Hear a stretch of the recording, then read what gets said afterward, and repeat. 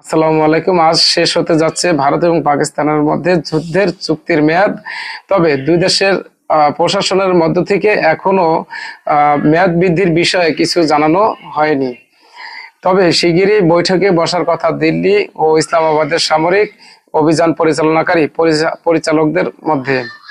কবে বা কোথায় এই আলোচনা হবে তা নিশ্চিত করেনি কোনো দেশেই।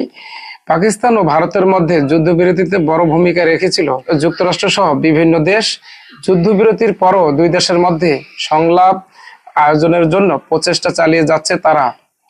গত শনিবার যুক্তরাষ্ট্রের পররাষ্ট্রমন্ত্রী ডেভিড লেমি বলেছেন, ভারত পাকিস্তানের মধ্যে যুদ্ধবিরতি টেকসই করা এবং সংলাপের জন্য যুক্তরাষ্ট্রের সঙ্গে কাজ করে যাচ্ছে। এদিকে গত শুক্রবার ভারতের প্রতিরক্ষা মন্ত্রী রাজনাথ সিং জানান যে এখনো শেষ হয়নি অপারেশন সিন্দুর।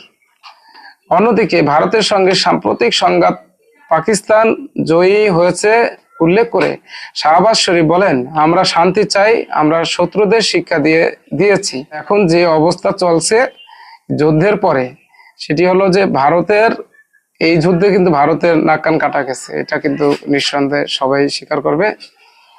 তো ভারত কোনোভাবেই এই যুদ্ধের ফলাফল মেনে নিতে পারছে না, যার ফলে কিন্তু তারা এখন একটা অ্যাগ্রেসিভ ভূমিকা রয়েছে।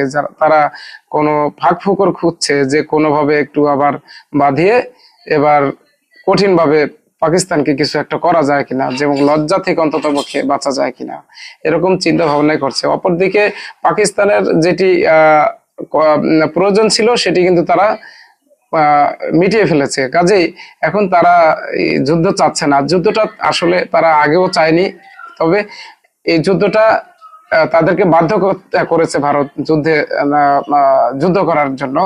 কাজেই ভারত কিন্তু পাকিস্তান সহনীয় পর্যায়ে ছিল আগেও, এখনো সহনীয় পর্যায়ে আছে। পাকিস্তান চাচ্ছে না এই যুদ্ধটা আবার পুনরায় হোক।